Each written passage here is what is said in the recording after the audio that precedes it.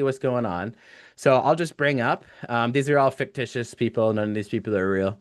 So this is safe to go through. But you can see actually, so this is what the coaching dashboard looks like. You've got all of your clients here.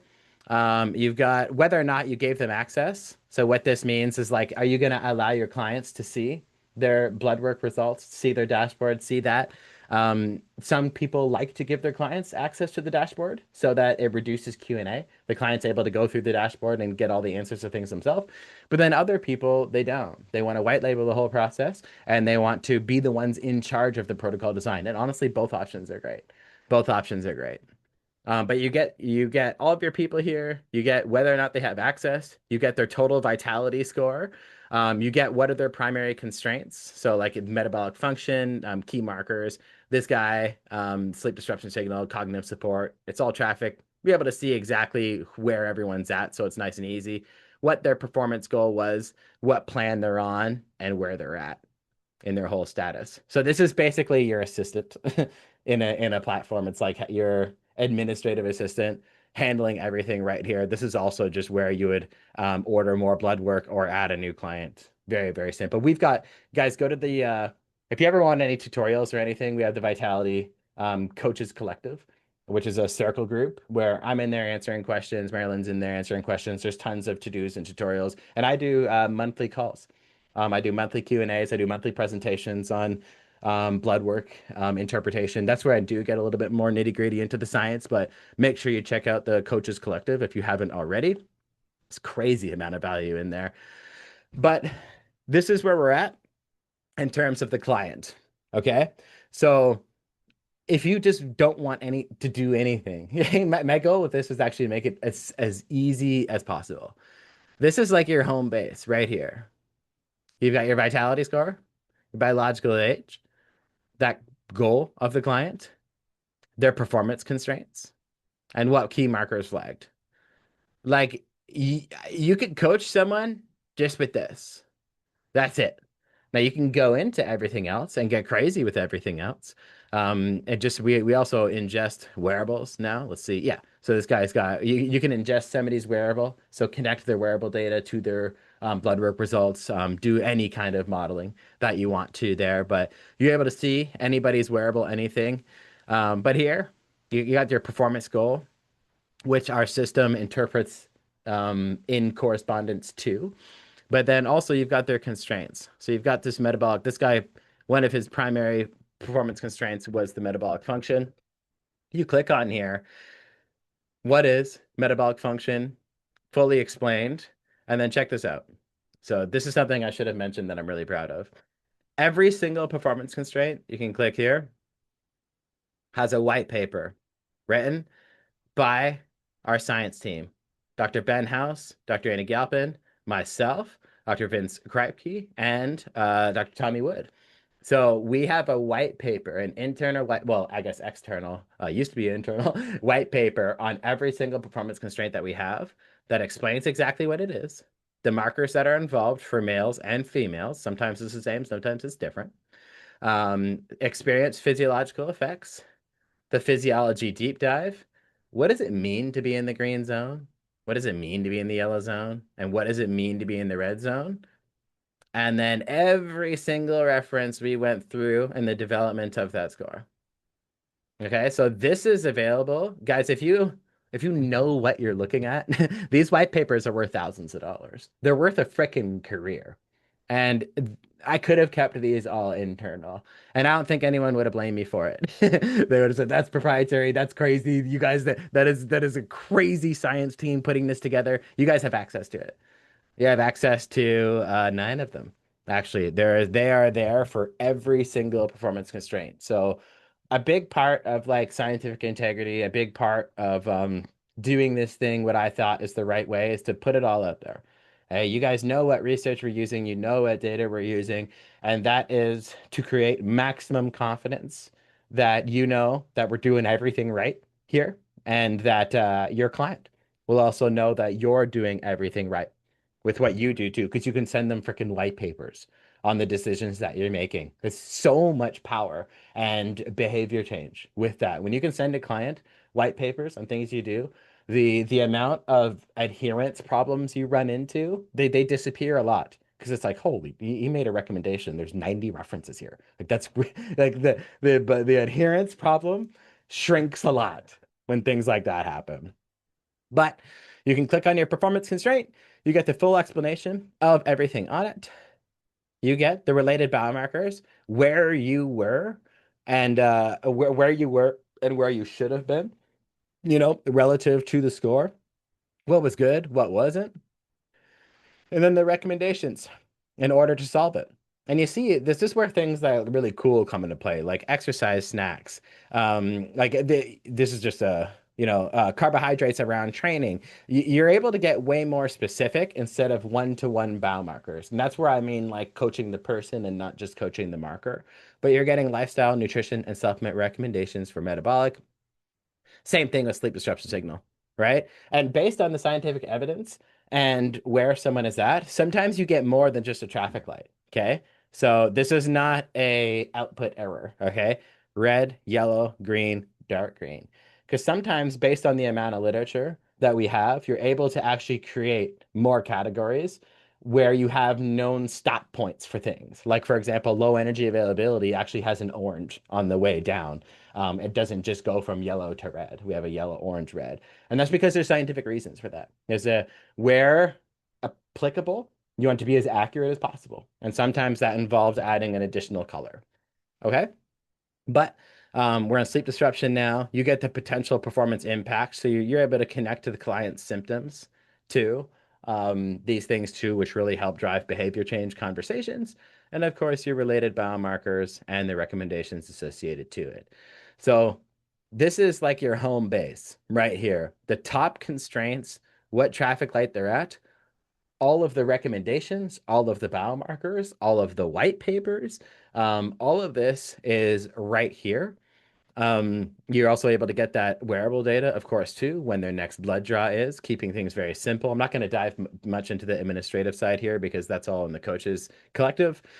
I want to point out as well that when you go, and I'll have to back through here some of this stuff, but like I want you to see that all of this is taken into consideration for the interpretation as well. So like where their energy, stress, cognition, sleep, right? So sleep actually being a primary thing that flagged between low energy availability and sleep disruption signal. We're taking intake from the questionnaire as much as we are the blood too, because objective and subjective, I mean, objective markers, but then subjective experience of life. Those are important as a coach.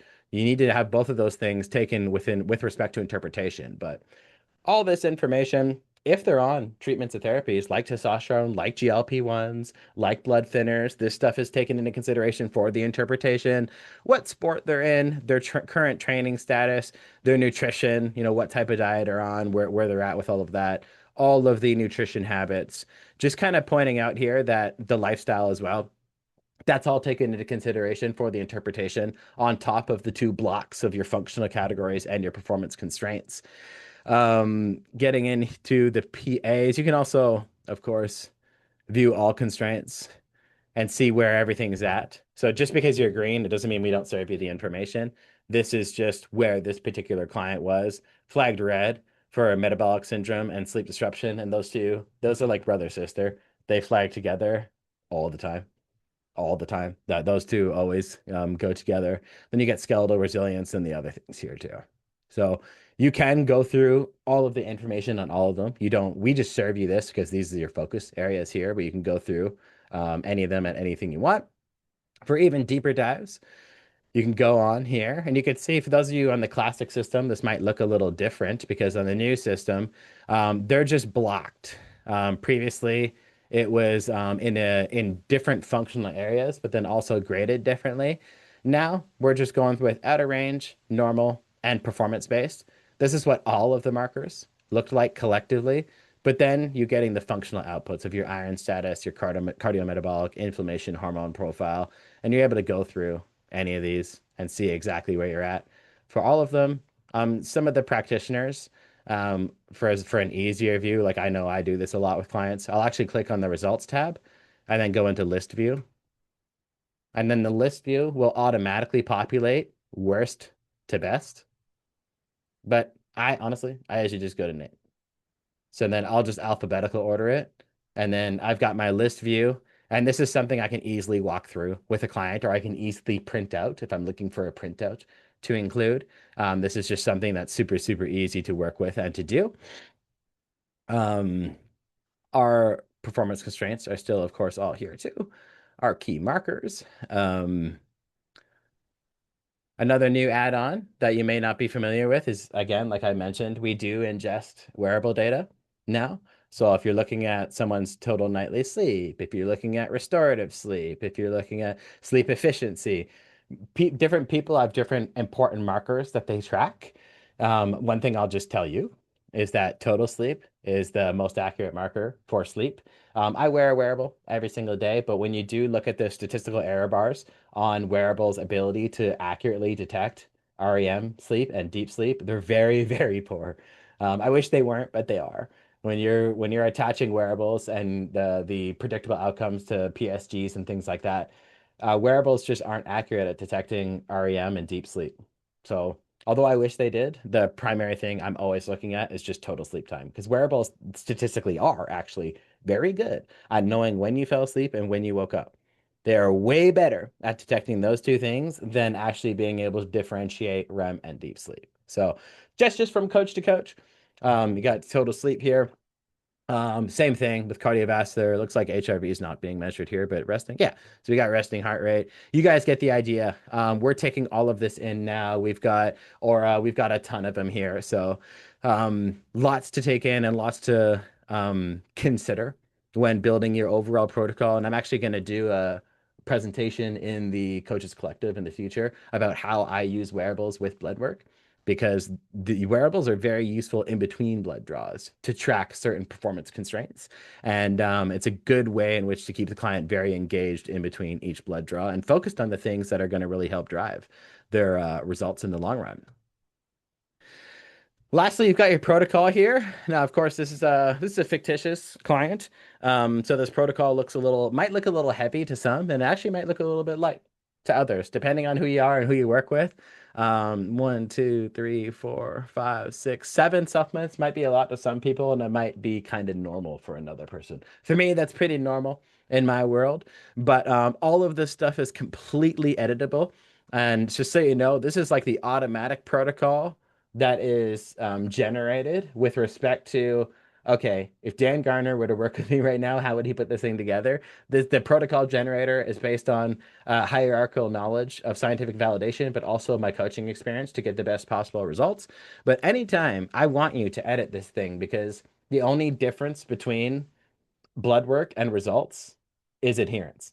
That's the only thing between blood work and results. And the only thing that's going to drive adherence more than anything is your ability to work with your client. Like I will be the first to say, Vitality is not a coaching tool. Vitality is a programming tool. Vitality is the best programming tool in the world, which makes coaching easier. But ultimately, you do have to help pick things that your client's going to be able to follow, and you want to be able to stay on top of your client. Okay. So this is an extension of your business. The Vitality tool does not replace any coach, does not. It is a programming tool. The coach is more important than ever in the process because the coach is what actually facilitates the behavior change here. But you can go into this and you can see an edit protocol.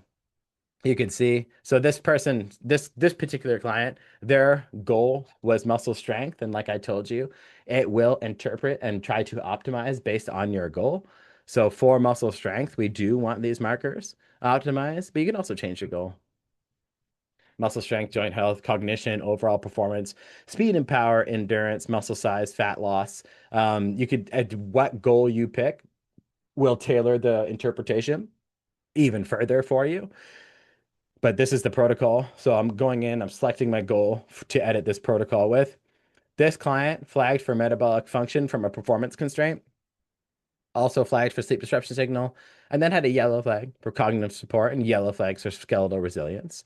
So we're given the context on metabolic function, where they're going to feel it, the markers involved, and what zone they're in, and what that actually even means for the person. So we know what they flagged for. This person actually didn't flag for any functional areas. So there is no primary constraint on the functional organ and health side of things.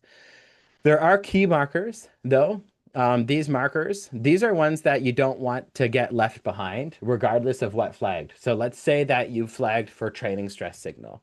Okay, so things like IGF-1, DHEA, cortisol to DHEA ratio, the testosterone markers, like the things involved in high levels of training stress, they all flagged.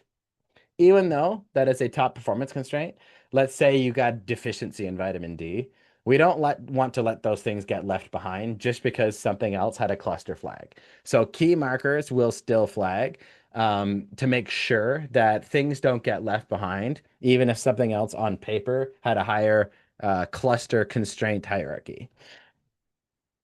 Then you go here, you've got your drafted protocol, and it's so simple. You can program based on the client's goal. These are the markers that are very specific to their goal. And these are the recommendations that you can either add to the plan or not add to the plan. These are the performance constraints that they flagged for: metabolic function, sleep disruption, signal, your cognition, and skeletal resilience. Let's say they're already on magnesium, then I don't need to add it. But if they're not, then I can't. Like this is just allows us to be so much more direct with it. And then even within here, when I click on magnesium, and this happens in the protocol view as well, but you get the exact recommended supplier, the exact dose that you should be on, if you should have it with or without food, what things it's positively affecting and which things it's not. The recommendation actually is its own deep dive all by itself, and the actual recommended suppliers that I use with my athletes and that I recommend for people to use. But you can program for the constraint, super simple way. What key marker is flagged that you could focus on, and which ones do you not need to? Maybe there's some overlap here. And then there's also suboptimal markers. So suboptimal markers, this is like just the catch-all. So if you've already gone through your performance constraints, you've gone through the functional areas, you've gone through the goal-specific ones to the client. But then what if there's other things that they want to just stay on top of? Let's say cholesterol issues run in their family. Let's say cognition issues run in the family, and they want to make sure that they stay on top of that over time. Some people want to just have markers programmed regardless, even if they were optimal. They want to just keep them there, keep them on that. Then you can have this is like your catch-all view there. Okay? Then you're back to your draft protocol here. Review protocol. This is it. Finalize. Boom. And done. So that now we've got our lifestyle, nutrition, and supplementation. And by the way, you can program however you want. Like you don't have to have any supplements. Again, use adherence to be your number one guiding light here. If the client only wants nutrition and no supplements, do that. If they don't want any lifestyle and they want only supplements because they just want easy pills to get this, then do that. That's why, this a page like this is how you know this is a platform built by a coach for coaches because it's not fixed. You're allowed to take things in and out as you need or as you please based on adherence. So I've got a whole host of clients that value different things and care about different things. And I'm only ever after what's going to keep their adherence the highest.